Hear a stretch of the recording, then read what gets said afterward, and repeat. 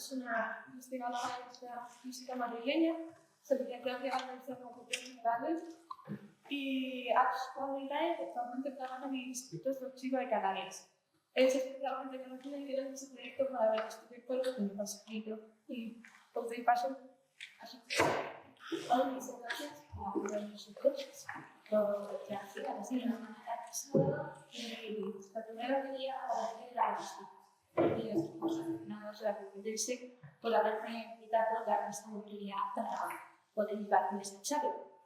El tema que vamos a hablar esta mañana va a ser la diversidad de planetas espaciales que tenemos en nuestro sistema solar, en nuestra galaxia. Voy a hablar de planetas fuera de nuestro sistema solar, pero vamos a utilizar el sistema solar como referencia para poder comprender las propiedades de los planetas que conocemos más allá del sistema planetario. En esta conferencia os enseño lo que va a ser un poco el guión de la charla en los próximos minutos. En este momento, desde el año 1995, el número de descubrimientos de planetas extrasolares fuera de la frontera del sistema solar ya ha alcanzado las varias centenas y estamos en posición de comenzar a clasificar y a catalogar los planetas, los exoplanetas, es decir, los planetas fuera del sistema solar. He dividido estos planetas en dos grandes grupos. El primer grupo es el de los planetas gigantes aislados, es decir, que no están en órbita alrededor de ninguna otra estrella ni de ningún otro cuerpo más masivo que ellos. Y el segundo grupo es el grupo que ha asignado como los planetas gigantes alrededor de estrellas y enanas mareosas, que veremos a lo largo del próximo grupo que es una generación.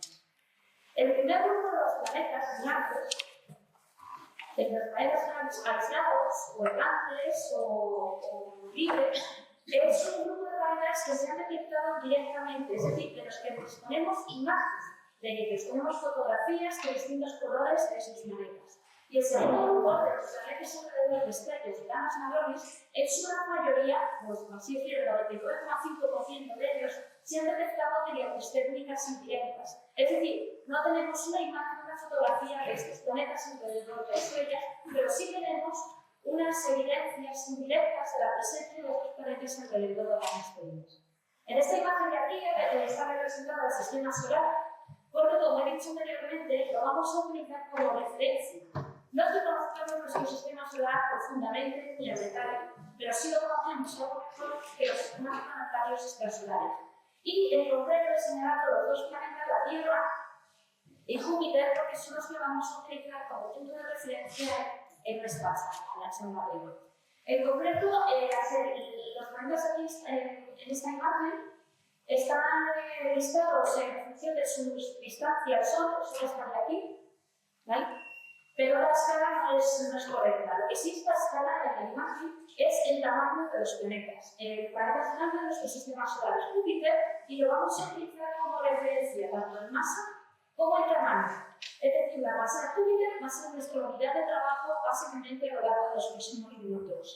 Y la separación, la distancia de nuestra unidad de distancia a lo largo de la charla va a ser una unidad astronómica que es la distancia Tierra-Sol, 150 millones de kilómetros. La masa de Júpiter es unas 318, es decir, un poquito superior a 300 veces la masa del planeta Tierra. Júpiter es un planeta gigante gaseoso de nuestro sistema solar. Muy bien, esta es una transparencia quizá un poco técnica, pero muy sencilla de entender. Y aquí os presento lo que es la evolución de tres clases de cuerpos en nuestra galaxia. Las estrellas en color azul, que están aquí arriba, las enanas marrones en color verde y los planetas en color rojo. Es un diagrama de evolución, un diagrama que intenta representar cómo cambia el brillo, la luminosidad de los distintos cuerpos con el tiempo. En el eje horizontal, aquí tenemos el tiempo por la edad de los cuerpos en escala logarítmica. La edad de nuestro sistema solar es unos 4.500 millones de años y está bien situado en este diagrama a lo largo de este eje vertical que tenemos aquí pintado.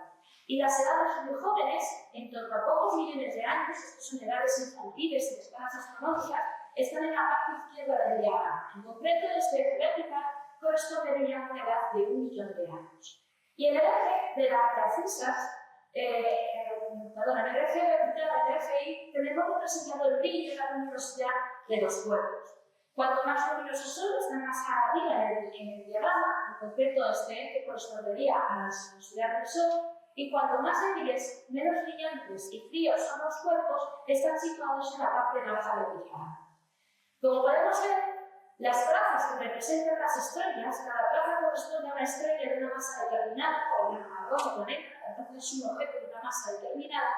Podemos ver que las estrellas llegan a un momento en el que alcanzan una estabilidad, alcanzan un brillo constante por el tiempo. Esto es debido a que se producen reacciones nucleares, la fuga del hidrógeno, de manera estable en el interior de las estrellas.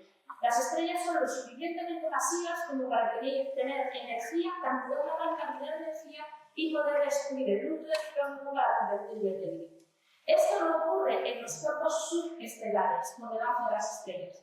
Los cuerpos menos masivos que las estrellas, más pequeños que las estrellas, no son lo suficientemente energéticos como para poder llevar a cabo reacciones de quema nuclear de fusión de hidrógeno en su interior. Y en consecuencia, los cuerpos subestelares, tanto enanos marrones como planetas, llegado a un momento determinado, nunca alcanzan un brillo constante, sino que continúan siempre debilitándose por el tiempo. Son cuerpos, las reservas del hidrógeno y de la nube molecular original de la que se formaron. Nunca hay cambio de composición química en el interior de los cuerpos subestelares. En concreto, los planetas, como nuestro sistema solar, tampoco tienen que cambiar. Quisiera destacar un hecho importante que va a ser el que ha dado pie a los astrónomos para el descubrimiento de los planetas libres en nuestra galaxia. Si miramos en la parte vieja, entre comillas, del diagrama, es decir, con edades parecidas a nuestro sistema solar, podemos ver que hay una gran diferencia de brillo entre las estrellas y los planetas, de varias decenas de órdenes de magnitud. Esto significa que es muy difícil, con la instrumentación que tenemos hoy día, poder detectar los planetas aislados cuando tienen edades típicas de nuestro sistema solar, es decir, de varios miles de millones de años. Sin embargo, si nos ponemos a la parte joven del diagrama, con pocos millones de años, podemos ver claramente que los planetas aislados son bastante más brillantes, incluso son casi tan brillantes como las estrellas de baja masa, las enanas marrones, con edades típicas del sistema solar. Esto es, desde el punto de vista observacional e instrumental, nos es mucho más fácil detectar los planetas aislados cuando son jóvenes, porque son mucho más brillantes que cuando ya tienen edades de varios millones de millones de años. Y este truco, entre comillas, es lo que hemos utilizado para poder detectar los planetas aislados. Y en esta imagen os presento tres de las primeras detecciones que salieron publicadas en el año 2000 y del cual nuestro grupo fue líder del trabajo. Aquí tenemos la constelación que muchos de vosotros ya conoceréis, la constelación de invierno, Orión, que es la región del cielo de esta galaxia gigante, más joven y próxima al sistema solar. En concreto, aquí tenemos la espada de Orión, que es la nebulosa de Orión, que tiene menos de 1 millón de años, y aquí tenemos el cinturón de Orión, y en concreto aquí tenemos esta estrella que sí que a simple vista en el cielo claro durante la noche, es la estrella Sigma de la constelación de Orión. Esta región de Orión tiene apenas 3 millones de años, y es la que nuestro grupo ha estado explorando en profundidad para poder detectar los planetas aislados. En esta figura de aquí tenemos un agrandamiento de la parte sureste de Orión. Aquí tenemos en concreto la estrella Sigma de Orión, y alrededor tenemos un cúmulo de estrellas de enanas marrones y de planetas que están flotando libremente en la galaxia y que pertenecen todos a esa región. Están situados a la misma distancia, tienen la misma composición química, puesto que han nacido de la misma nube molecular galáctica, y tienen todos la misma edad, tienen una edad de entre 3 millones de años. Y cada una de estas fotografías que podéis apreciar aquí contiene la imagen de planetas aislados, concreto 3 de ellos. Entonces es una fuente que es un planeta aislado que tiene masas en torno a 5 a 13 veces la masa del Júpiter. Pero ¿qué es lo que hacen los astrónomos? ¿Qué es lo que hacemos para poder distinguir estas fuentes de toda la inmensidad de fuentes que hay en nuestra galaxia? Lo que hacemos son construir diagramas donde representamos en un lado del diagrama, en este ejemplo concreto, el brillo, la cantidad de fotones, la cantidad de luz que recibimos en una determinada secuencia, en una determinada longitud del espectro electromagnético, en función de los colores o las temperaturas de las fuentes. Medimos la cantidad de luz que recibimos de esa fuente en dos intervalos distintos del espectro electromagnético y calculamos su diferencia, y eso es lo que llamamos el color. Y en concreto, aquí tenemos el color entre un filtro de visible, es decir, una longitud de onda visible y una longitud de onda en infrarrojo. Y puesto que todos los objetos que estamos buscando pertenecen a una misma región concreta del espacio, tienen la misma edad, están a la misma distancia y tienen la misma composición química, la misma cantidad de elementos químicos, todos esos objetos siguen una secuencia determinada. Cuantos más masivos y calientes son los objetos, los cuerpos están más arriba y a la izquierda de estos tipos de diagramas, y cuanto más débiles, menos masivos y más fríos son los cuerpos, en concreto los planetas, se encuentran más abajo del diagrama y más hacia la derecha. Y aquí tenéis la secuencia de objetos subestelares, tanto enanos balones como planetas libres, planetas aislados, que se han identificado hasta la fecha. Cada uno de los puntitos corresponde a un objeto en Orión, en la cumbre del Sigmoid. En concreto, quisiera destacar el descubrimiento del Sol 70, que es hoy por hoy el objeto, el planeta aislado más pequeño y más frío identificado más allá de las fronteras de nuestro sistema solar. Identificado directamente, con imagen directa, con fotografía, como podéis ver aquí. Estas rastrillas Sigma de Orión. Y aquí en el blanco y negro tenemos la imagen tomada con el telescopio de 10 metros Keck en Hawái de lo que es el planeta aislado Sol 70. No orbita en torno a ninguna estrella, simplemente está como su Sol inmerso en la galaxia, aunque de momento pertenece a una asociación, a una agrupación estelar que en los próximos millones de años se va a dispersar. ¿Qué apariencia superficial tiene Sol 70? ¿Cómo son las atmósferas de estos planetas aislados que estamos encontrando? ¿Se parecen o no se parecen a Júpiter, al planeta gigante de nuestro sistema solar? Sol 70 tiene unas 3-5 veces la masa de Júpiter. En masa no es muy diferente al planeta Júpiter, pero su apariencia lo es o no. Aquí os presento el espectro de la distribución de energía de Sol 70 de este planeta aislado de Orión, es decir, cómo se distribuye la luz en función de la longitud de onda.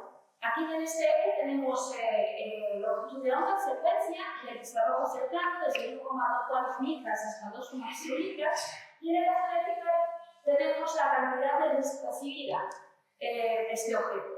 Y aquí podéis ver la distribución un poco ruidosa, puesto que el objeto es intrínsecamente muy débil. La distribución de energía de Sol 70, tenida por el telescopio de 10 metros en Hawái, Keck. Y es la distribución de energía muy fría, que corresponde a una temperatura superficial de unos 800 grados centígrados, unos 1100 Kelvin aproximadamente. Esta temperatura es todavía un poco caliente si la comparamos con la de Júpiter, que está por debajo de 0 grados.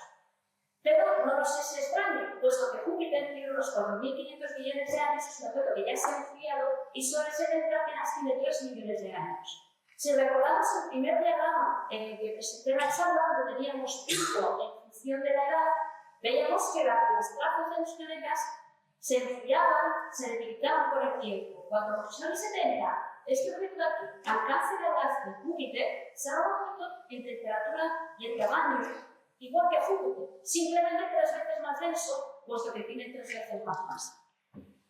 Pero esta distribución de energía de Sol 70 ¿se parece a algo que conozcamos? La respuesta es que sí. Y este diagrama lo representamos simplemente para mostrar el parecido del Sol 70 con Júpiter. La atmósfera del Sol 70 se parece muchísimo a la de Júpiter. Este es el espectro también en el infrarrojo, cercano, en torno a las de 1 a 2,5 micras, y esta es la cantidad de flujo de fotones recibidos, es decir, la luz que recibimos del objeto. Y este es un objeto que se parece mucho a Sol 70, y no es Sol 70, pero aquí tenemos la distribución de energía de Júpiter. Podéis ver la similitud que hay entre las dos distribuciones de energía. La atmósfera de Sol 70 no es muy distinta en ni en distribución, ni en estructura, ni en combustión química a la de Júpiter. Está completamente dominado por bandas de vapor de agua, que son estas asunciones que vemos tan inmensas, sobrevividas a bandas de vapor de agua y a metano, a CO2, sobre todo en la parte más roja de espectro en torno a 2 micras, 2,2 micras. Hay intensas absorciones de metano. Júpiter tiene absorciones de metano mucho más intensas porque la absorción de metano es más intensa cuanto más frío es hidrógeno. Y Júpiter es ligeramente más frío que Sol y Saturno. ¿Y cómo es esa distribución de energía en el visible? Hemos estado hablando del infrarrojo, ya veremos por qué, pero en el visible podemos estudiar esa distribución de energía, podemos sacar la composición química de los planetas aislados y de enanas marrones aisladas para saber cómo son y compararlas con lo que conocemos en nuestro sistema solar y con lo que conocemos en estrellas. La respuesta es que sí, y aquí os presento uno de esas distribuciones de energía cuando obtenidas por telescopios de 10 metros, son cuerpos muy débiles y se necesitan telescopios de estos tamaños para poder investigar. Aquí tenemos la longitud de onda en el visible, en concreto esta región. De aquí es la que nuestro ojo puede apreciar con claridad y aquí tenemos la cantidad de luz recibida. Como algunos de los rayos espectroscópicos, algunos de los rayos aquí más anecdóticos, más intensos están identificados y los hemos identificado con elementos químicos como sodio, potasio, cromo, hierro, que están también presentes en nuestro sistema solar, están presentes en toda la galaxia. Pero en concreto hemos medido que la cantidad de esos elementos químicos, es decir, la abundancia química, no se diferencia mucho a la de Júpiter o a la de las estrellas en nuestra galaxia. Bien, hemos estado hablando del óptico, del infrarrojo, pero ¿cómo qué apariencia tienen estos cuerpos, los planetas aislados, las enanas marrones, las estrellas, cuando tomamos fotografías, imágenes directas de estos cuerpos en la galaxia? Aquí os presento dos imágenes tomadas con telescopios desde el observatorio de los Muchachos en Canarias. La imagen de la izquierda está tomada en el visible, la parte roja del espectro visible, y la imagen de la derecha está tomada en el infrarrojo cercano, en 1,2 micras. Identificadas están en el cúmulo de Sigma Orionis, es decir, con 3 millones de años, está una estrella, que veis que es una fuente bastante brillante, una enana marrón, que son las hermanas mayores de los planetas, es bastante más grande que las estrellas, y un planeta aislado de 3 millones de años, y podéis ver la diferencia de brillo relativo que existe entre los cuerpos. El planeta invisible es casi indetectable, se necesita mucho tiempo de calcio, se necesita exponer un número elevado de horas para poder detectar estas fuentes. En cambio, en el infrarrojo, los planetas se convierten en cañones, lo que llamamos cañones. El brillo de los planetas aumenta. Son cuerpos tremendamente fríos y el máximo de emisión se encuentra situado entre 1 y 1,6 micras. Podéis ver en términos relativos, si podéis identificar esta cadena de cuerpos, es esta misma cadena de cuerpos que tenemos aquí, y en concreto pues podéis ver que la enana marrón se hace también más brillante en el infrarrojo cercano, pero en concreto el planeta aislado, si lo comparamos por ejemplo con esta fuente que está aquí cerca, pues podéis ver cómo cambia el término de la química. Y es por esto que la búsqueda de planetas aislados se realiza con preferencia en el infrarrojo cercano. Muy bien, ¿cuál es el siguiente paso en el estudio de los planetas y de las enanas marrones aisladas? Igual que en el estudio de los planetas alrededor de estrellas. Es el conocimiento del censo poblacional. ¿Cuántos planetas de estos hay en nuestra galaxia y cómo se compara su número con el de estrellas, el de enanas marrones y el de otros cuerpos en nuestra galaxia? Aquí tenemos representado un censo poblacional. En el eje X tenemos la masa de los cuerpos. Os pido disculpas porque aquí he utilizado masas solares, pero la conversión a masas jovianas es muy sencilla, es prácticamente un factor 10. Aquí donde pone 0,02 tenemos que leer 20 masas jovianas, aquí 50 masas jovianas, aquí 100 masas jovianas y aquí 5 veces la masa de Júpiter. ¿Vale? O sea, que tenemos que la masa decrece hacia la derecha, las masas más pequeñas están a la derecha y las más altas están a la izquierda. Y tenemos los 3 dominios básicos. Tenemos el dominio de las estrellas, el dominio de las enanas marrones y el dominio de los planetas aislados. Y en este de aquí tenemos unas unidades científicas, pero bueno, el número relativo de objetos. Como podéis ver, este es el censo poblacional que hemos realizado en Orión, en la región que mejor conocemos y donde hasta ahora se han identificado el mayor número de planetas jóvenes aislados. Podéis ver que el número de los cuerpos crece hacia masas más pequeñas. Dicho de otra manera, la lectura de este diagrama es la siguiente. Cuanto más pequeño y menos masivo es el planeta, más modernos somos. El número de cuerpos crece hacia masas más diminutas. Tal es así que si realizamos la integración de esta función que tenemos en el diagrama, podemos obtener el número total de cuerpos. Y si hacemos esa integración, si hacemos ese ejercicio, observamos que el número de planetas aislados y el número de enanas marrones puede superar al número de estrellas que se observan en esa región. Así que la imagen que tenemos que tener de nuestra galaxia, y esto es ya en la extrapolación a toda la población del disco de nuestra galaxia, es la siguiente. Por cada estrella que podamos observar, tenemos en su entorno, pero eso no significa que estén ligados aleatoriamente, sino a una separación relativamente grande, tenemos un planeta o aislado o una enana marrón. No lo vemos porque son intrínsecamente mucho más débiles, pero están ahí. Bien, desde el punto de vista observacional, tenemos estos descubrimientos, desde el punto de vista teórico, cómo se explica su existencia. Las leyes de la física, en estos momentos, no reproducen bien la existencia de los planetas aislados en nuestra galaxia. Por una serie de conocimientos que tenemos sobre cómo es la composición química, la temperatura de las nubes moleculares inicial, la teoría solo consigue explicar la formación de cuerpos aislados hasta una masa en torno a 10-15 veces la masa de Júpiter. Pero por debajo de 15 o 10 veces la masa de Júpiter no se consigue explicar teóricamente la formación por colapso y fragmentación de nubes moleculares de los planetas aislados. Esto ha significado que desde el año 2000 haya habido una explosión muy importante de trabajos teóricos que intenten modelar la formación de los planetas aislados en nuestra galaxia. Y uno de esos resultados es la película que os voy a mostrar a continuación. La película dura aproximadamente 2 minutos, voy a ir explicando cuál es el cambio que se va a producir en él. Y yo unos fotos. No, pues no hay ningún problema, vamos a intentar seguir con este viso unos segundos.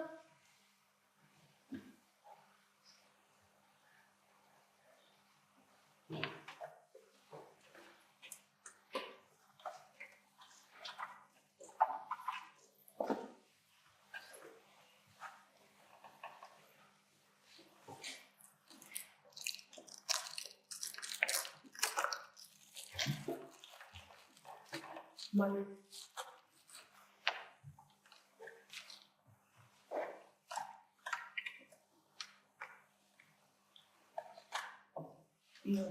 Lo dejo bien de aquí.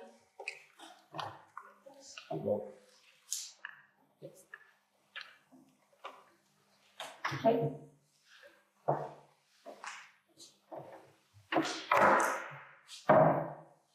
Chao.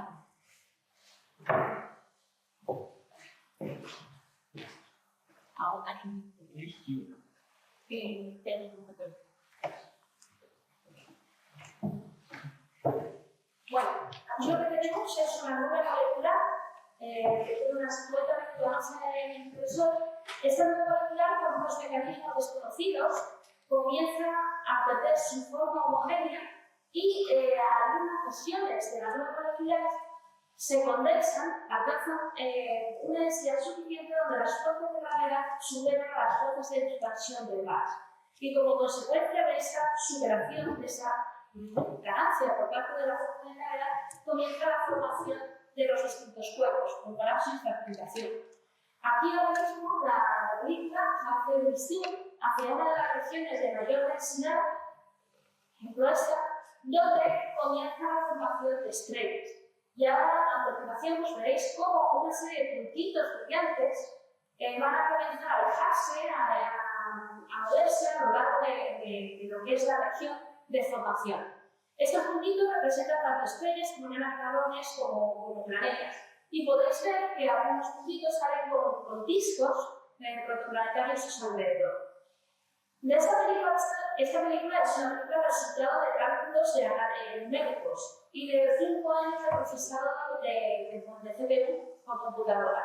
De los resultados de este trabajo se obtiene que la formación de estrellas, marrones y planetas aislados es un proceso caótico, no es un resultado estable, que los objetos no se quedan fijos en su lugar de nacimiento, sino que constantemente están moviéndose como resultado de las interacciones gravitatorias entre unos y otros. Las aproximaciones hacen que los objetos se tengan un efecto dinámico unos sobre otros, pueden arrancar los planetas que están siendo formados de vetiscos protoplanetarios alrededor de estrellas. En concreto, los objetos masivos son los más susceptibles de ser afectados dinámicamente. Y como podéis ver, en la película en un momento dado se vuelve a repetir, pues hay objetos que están inexpedidos usando de su vector y interferencias originales de formación, algunos con velocidades muy elevadas, otros con velocidades más pequeñas. Y el resultado final, esta película es una evolución de los 10.000 años, no llega casi siquiera un millón de años, 10.000 años, y el resultado final, como veremos al final de la película, es una nube que ha perdido su forma original, donde hay distintos grupos densos y donde se han formado estrellas, enanas marrones y planetas aislados, y están dispersos en la zona, en el halo que rodea al agujero oscuro. Esta es el final. Podéis ver cuántos objetos se han quedado fuera de su lugar de formación. Eso explicaría, es decir, que este modelo intenta explicar la presencia de planetas aislados, de enanas marrones aisladas, como consecuencia de la exclusión dinámica de estos cuerpos de sus lugares originales de formación. Ahora, de que me estoy moviendo a la presentación.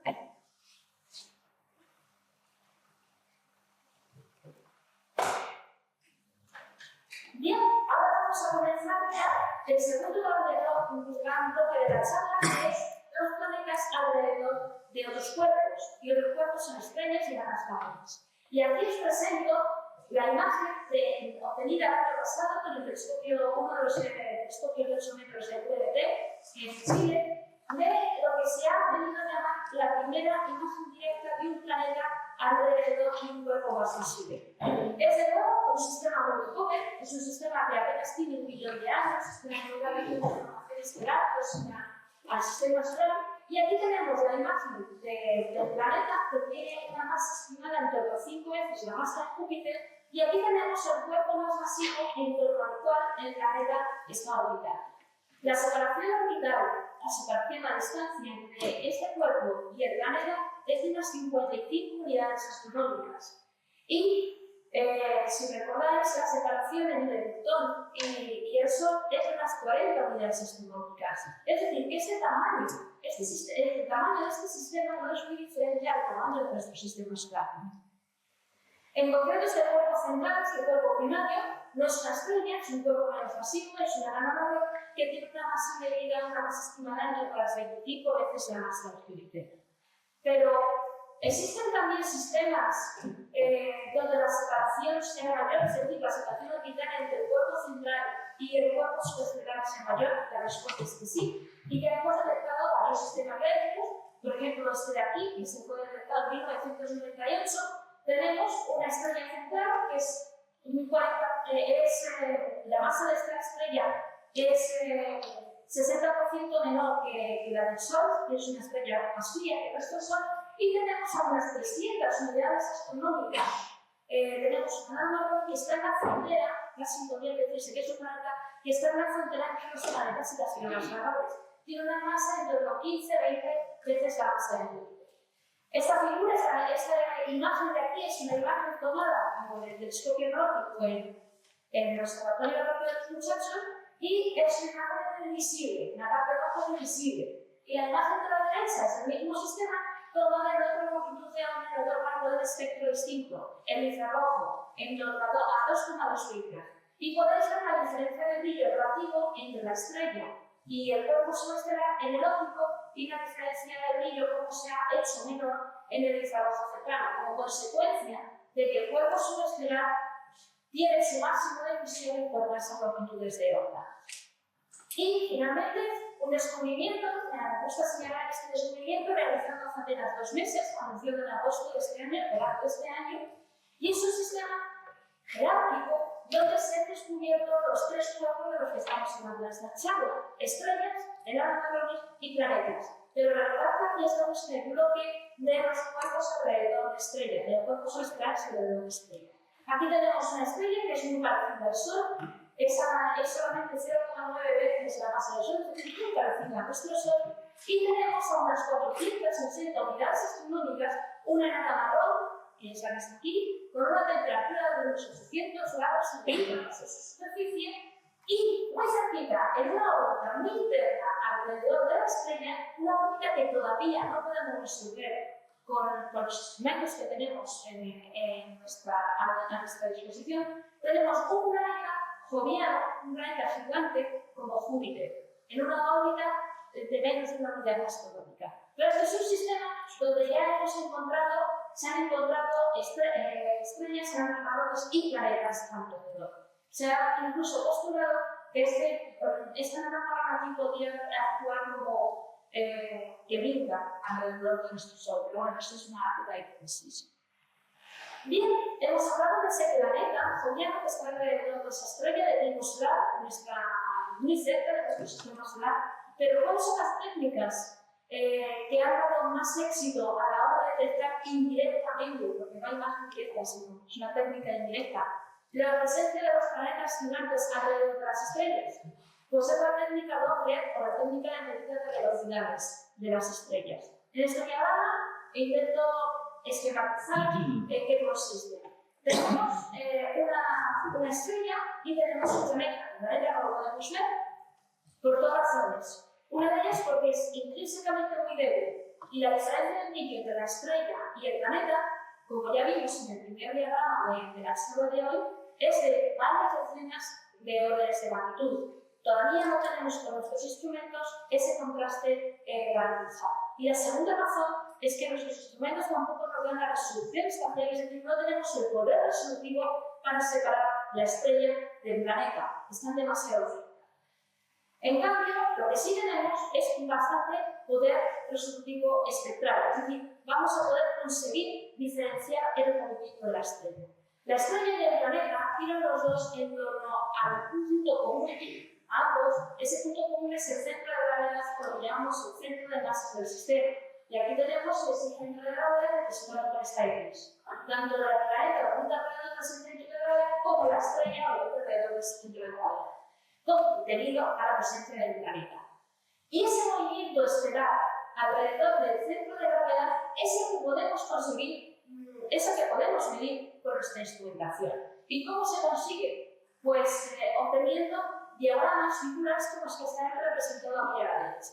En este ejemplo aquí tenemos representado el tiempo, el momento en el cual se realizan las diferentes observaciones, y en este ejemplo aquí tenemos representada la velocidad con la cual se mueve la estrella en cada uno de esos momentos de observación. Los puntos rojos indican esas medidas, esos momentos de observación.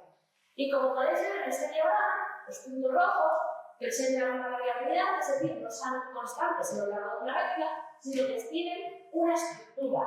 La medida de esa estructura es la que nos va a dar las propiedades orbitales del planeta.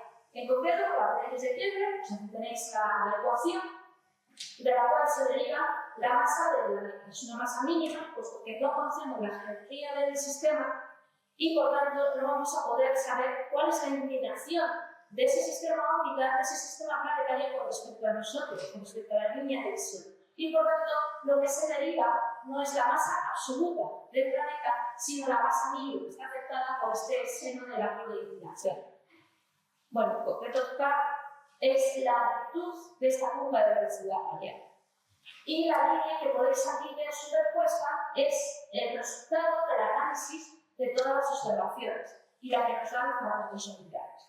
Bien, pues esta técnica de velocidad radial, esta técnica Doppler de medidas de velocidades de las estrellas, ¿cuántos planetas se han descubierto alrededor de estrellas? Pues en la actualidad hay más de 200 planetas en concreto. Hasta fecha de lunes de la semana pasada, hay 209 planetas extrasolares gigantes en órbita alrededor del Sol. Hay otros 200 descubiertos, aislados en esta galaxia. Bueno, este diagrama pues representa unos 147, que el objetivo no es que podáis leer cada una de las estrellas alrededor de las cuales orbitan los planetas. El objetivo es que nos fijemos ahora en la separación de las distancias orbitales, es decir, el tamaño de la órbita alrededor del planeta alrededor de la estrella. Recordad que una unidad astronómica es la separación del Sol. Y como podéis apreciar, la mayor parte de los planetas que se han encontrado hasta ahora orbitan a distancias muy próximas, muy cerca de su Sol. En concreto, muchos de ellos incluso orbitan a separaciones menores que la de Mercurio de nuestro Sol. Mercurio tiene una órbita de unas 0,4 unidades astronómicas y se han encontrado planetas que orbitan 10 veces más cerca que Mercurio del Sol. Esto supuso una ruptura de conocimiento en nuestro sistema solar, puesto que los astrónomos planetarios pensaban que los planetas gigantes, como los que se están encontrando hasta ahora, son planetas muy parecidos a Júpiter, no podían formarse y no podían existir en órbitas tan cercanas como la de Mercurio y del Sol. En el momento en que se encontraron estos planetas, en el año 1995, la respuesta de los físicos teóricos, de los astrofísicos teóricos, fue imposible. No puede existir un Júpiter a una distancia como la de Mercurio. Cuando se hicieron los cálculos de estabilidad de la atmósfera de un planeta como Júpiter a la distancia de Mercurio, se dieron cuenta de que sí, podrían estar allí, pero no formarse allí. Y entonces han aparecido nuevas teorías sobre migraciones de planetas, es decir, que los planetas no se quedan, no permanecen en su lugar de formación, en su lugar de origen, sino que por interacciones dinámicas, posiblemente con el disco protoplanetario del cual nacen, y por interacciones dinámicas con la formación de otros planetas, sufren movimientos o bien hacia dentro del sistema, es decir, cayéndose hacia la estrella, o bien alejándose del sistema, es decir, con la posibilidad incluso de que puedan ser expulsados. ¿Qué propiedades tienen estos planetas alrededor de estrellas? Recordad que no tenemos imagen directa, no recibimos la luz directamente de estos planetas y por tanto no podemos estudiar directamente su atmósfera. Pero lo que sí tenemos son las medidas de sus órbitas. Los parámetros orbitales, como la separación, es decir, el tamaño de la órbita, la forma de la órbita, que es lo que llamamos excentricidad, y podemos determinar la masa mínima del planeta. Y aquí ahora os voy a presentar una serie de diagramas muy técnicos, pero que los voy a explicar de manera sencilla y los vais a comprender. En este eje tenemos representado el tamaño orbital, es decir, la separación entre la estrella y el planeta detectado, y en el otro eje vertical tenemos representada la forma de la órbita. ¿Cuál es la ondada esta? Cuando el valor es cero en la excentricidad, tenemos órbitas circulares, como la mayor parte, o casi todas las órbitas de los planetas en nuestro sistema solar. La Tierra tiene una órbita circular alrededor del Sol y Júpiter igual, tiene una órbita circular alrededor del Sol. Y cuanto más amplio es este valor, más excéntrica, más elongada es la órbita, más estirada está. Lo que podemos ver en este diagrama claramente es que los planetas que están muy cerca de sus estrellas, por eso aquí tenemos una unidad astronómica, los planetas, Mercurio estaría situado aquí, en concreto esta separación, y tenemos un gran número de planetas que tienen separaciones mucho menores incluso por la de Mercurio del Sol. Pues todos esos planetas que están situados muy cerca de sus soles, de sus estrellas, están circularizados, tienen órbitas bastante circulares, e incluso pensamos que tengan unos periodos de rotación también iguales que su periodo de orbital. Igual que ocurre con la Luna y la Tierra. La Luna siempre representa la misma cara, porque su periodo de rotación, su periodo de ciclo sobre su eje, es igual que su periodo de rotación alrededor de la Tierra. Y en cambio, a medida que la separación aumenta, nos encontramos con una gran variedad de planetas. Tenemos planetas que tienen órbitas muy circulares y planetas que tienen unas órbitas muy excéntricas. Eso también fue un descalabro para los astrofísicos teóricos, puesto que cómo se sostienen órbitas tan excéntricas alrededor de otras estrellas. Son órbitas en principio bastante inestables y posiblemente sean consecuencia de las interacciones gravitatorias y las dinámicas de más planetas en el sistema. Bien, hemos estado hablando ahora de la forma de las órbitas, vamos a hablar ahora de la distribución de las masas de estos planetas. En este eje, de nuevo, podemos tener el tamaño de la órbita, una unidad astronómica está situada, la de Mercurio estaría en torno a este valor, y en este otro eje aquí tenemos las masas mínimas de los planetas en torno a estrellas detectadas por la medida de velocidad radial de las estrellas. Como desaparecía la población de los planetas que se encuentran situados en órbitas muy interiores, es una población de planetas relativamente pequeños, dentro de tamaños gigantes, porque si podéis leer las unidades aquí, estamos hablando de las unidades jovianas, de masas de Júpiter, que tenemos 6 veces la masa de Júpiter, pues la población de planetas gigantes interiores, los planetas que están en órbitas muy cerca de sus soles, son gigantes enanos, si pudiéramos llamar por claves calificativo. Es decir, tienen masas por debajo de 4 veces la masa de Júpiter. En cambio, los planetas gigantes que se encuentran a mayores separaciones, en torno a una unidad astronómica, pues presentan un rango de masas mucho más amplio. Los hay desde planetas como Júpiter, de una masa de Júpiter, hasta planetas en torno a 12 veces y 13 veces la masa de Júpiter. Pero incluso, más interesante que ver cuál es la masa de los planetas es lo que hemos dicho antes con los planetas aislados, estudiar el censo de la población de los planetas en torno a estrellas. ¿Por qué esto es importante? Es importante porque tiene un impacto directo sobre las teorías de formación de los planetas alrededor de estrellas y porque apunta a uno de los objetivos que los astrofísicos nos han marcado como prioritarios para la próxima década, que es la búsqueda y detección de tierras alrededor de las estrellas. Aquí tenemos el censo poblacional de los planetas gigantes detectados alrededor de estrellas con la técnica de velocidad radial. En este eje tenemos la masa de los planetas en unidades jovianas en esta ocasión, y en esta ocasión tenemos las masas más grandes a la derecha y las masas más pequeñas a la izquierda. Y en el eje vertical tenemos el número de planetas. Como podéis apreciar claramente, existe un aumento significativo, un aumento muy rápido del número de planetas hacia masas más pequeñas. Esto significa que si podemos extrapolar esa función que observamos aquí hacia masas del tamaño de la Tierra, es decir, 300 veces más pequeño típicamente de lo que hasta ahora se está detectando, pues el número de tierras alrededor de estrellas podría ser muy abundante, incluso más abundante que el número de planetas gigantes en torno a estrellas. Bien, hemos estado hablando de las propiedades especiales de los planetas detectados por velocidad radial en torno a estrellas y hemos dicho que desconocemos la geometría del sistema, por tanto, desconocemos cuál es la inclinación del sistema planetario con respecto a nosotros. Pero esa ambigüedad la podemos solucionar si, además de medir el movimiento de velocidad de la estrella, podemos ver el tránsito, el eclipse de la estrella debido al paso por delante del disco estelar del planeta.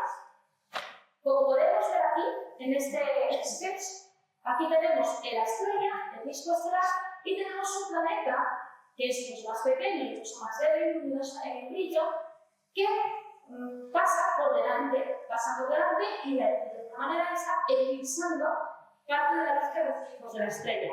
Y es lo que, desde el punto de vista técnico, llamamos tránsitos del planeta. En este diagrama de aquí se representa es tiempo en este eje, y en este otro eje representamos cantidad de luz recibida de la estrella. La cantidad de luz que recibimos es constante, pero en el momento en el que el planeta transita por delante del disco estelar, el planeta está bloqueando una fracción de la luz de la estrella y como consecuencia vemos una caída de brillo de la estrella.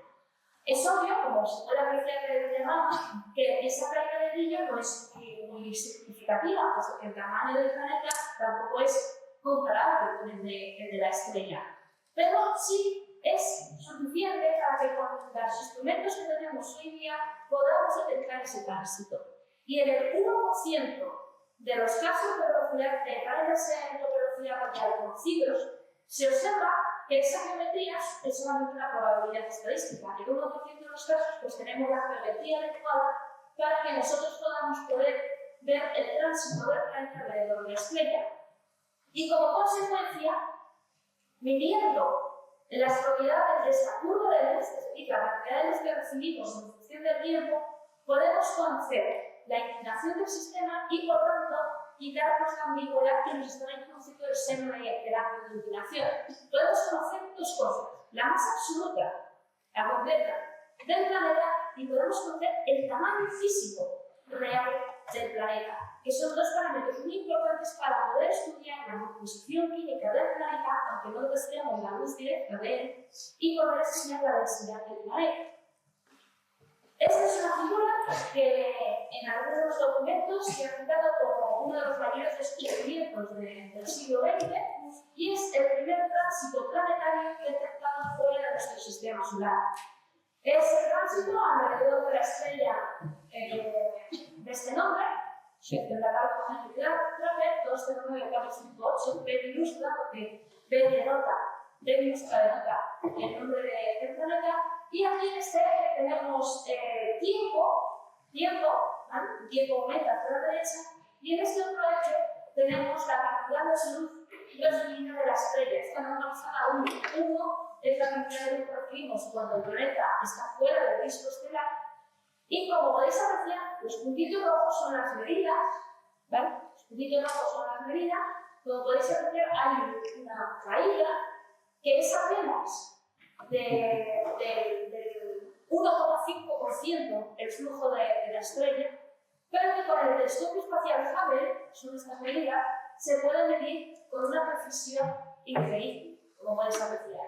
La línea de color azul es el cálculo que se hace para determinar el tamaño del planeta. En concreto, lo que se ha determinado para este planeta es que la masa absoluta del planeta es algo más pequeña que la de Júpiter, es casi 0,7 veces la masa de Júpiter, es un 70% de la masa joviana, pero el tamaño del planeta es 1,4 veces el tamaño de Júpiter. Es algo mayor que Júpiter. Además, es algo más pequeño y menos masivo, pero el volumen es mayor que Júpiter. Y sin embargo, podéis apreciar también la separación orbital. La separación orbital de este planeta en torno a la estrella es 10 veces más pequeña, está 10 veces más cerca de su Sol que Mercurio de nuestro Sol. Como consecuencia de esa proximidad, la atmósfera de este planeta, de H209.8b, está recalentada. Júpiter tiene una temperatura superficial por debajo de 0 grados, pero este planeta tiene una temperatura superficial en torno a los 800 grados centígrados, o Sol es 70. Al estar tan cerca de su estrella, está siendo calentado, recibe mucha luz de su estrella y su atmósfera está recalentada y está, en consecuencia, expandida. Esa es la explicación por la cual el tamaño del planeta, a pesar de que es algo menos masivo que Júpiter, es mayor el tamaño que el de Júpiter. Bien, y ahora esta gráfica la represento porque es muy importante y me gustaría que aquí también salierais con este conocimiento adquirido.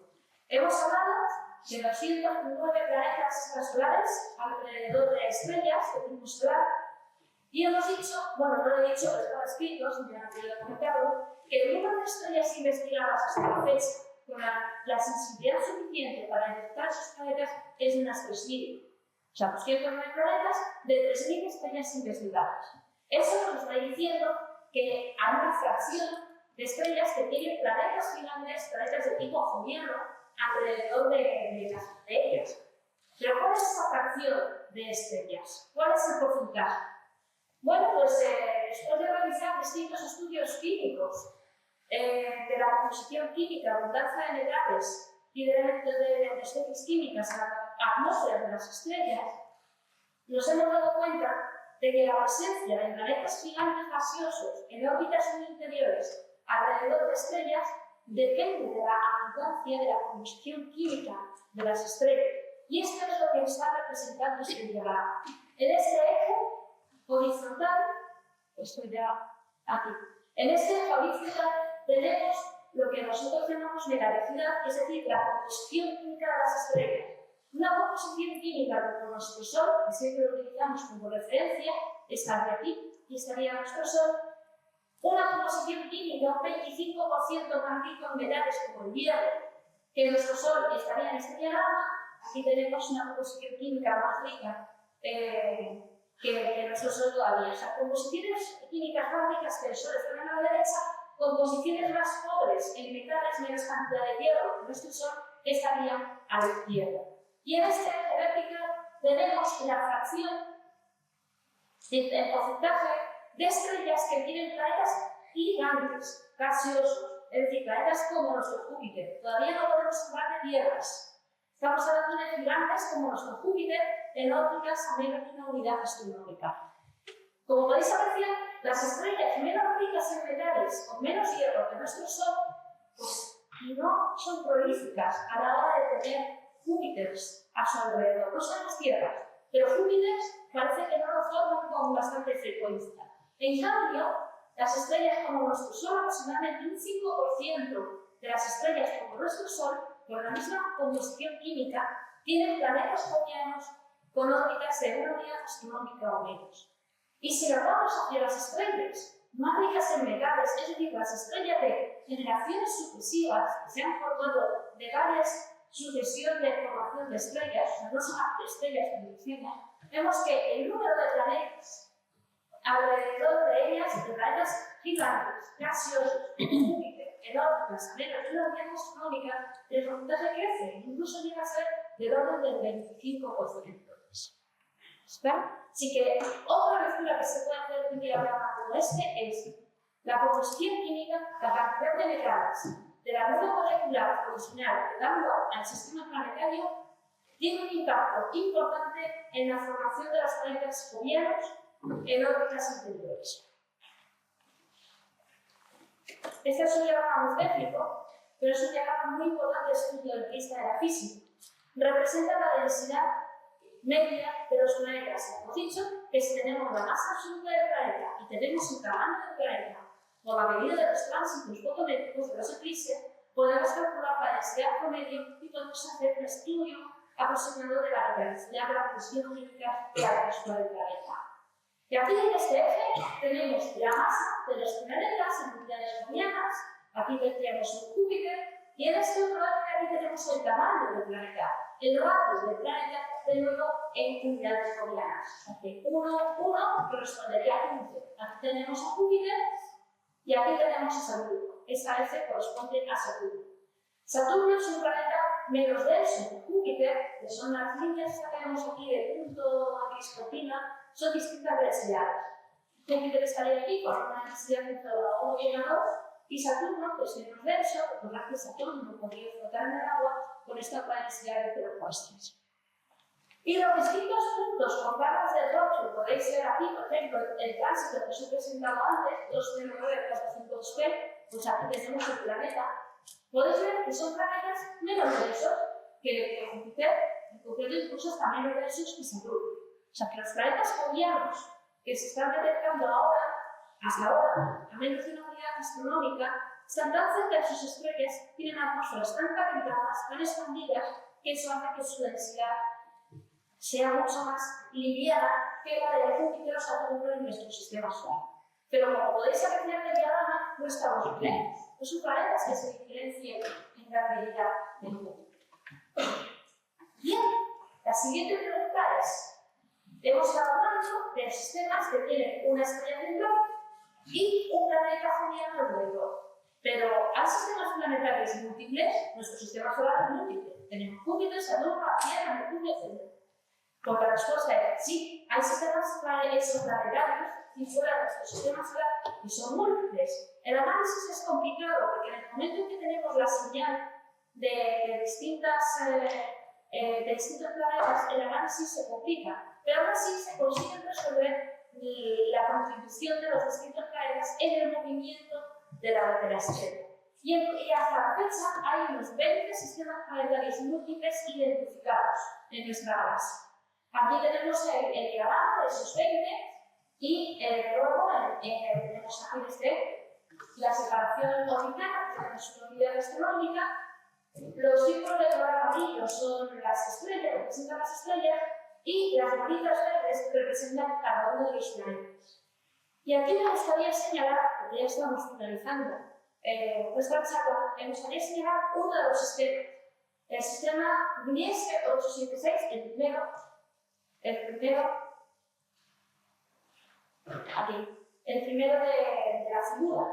Un 1086 es una estrella, no de tipo solar, es una estrella de clase M, es una estrella menos masiva que el Sol, es aproximadamente el 50% menos masiva que el Sol, tiene una temperatura también más fría que la del Sol, y a su alrededor hay 3 planetas.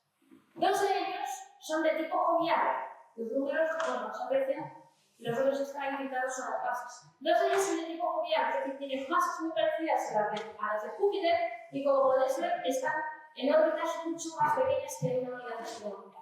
Pero el sistema, es un descubrimiento de este año, reciente, de 2006, el sistema tiene además un planeta interior, esa bonita chiquitita, que es hoy por hoy el planeta extrasolar, identificado por la técnica de velocidad radial, es decir, detectado directamente con la menor masa.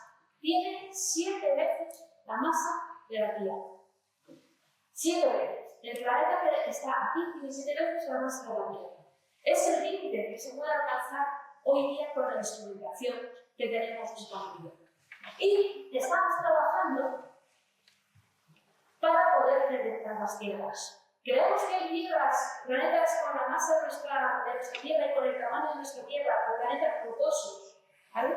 Rocosos, nuestra Tierra es eminentemente rocosa, tiene mucha más materia sólida que materia gaseosa. ¿Podemos detectar planetas como nuestra Tierra alrededor de otras estrellas?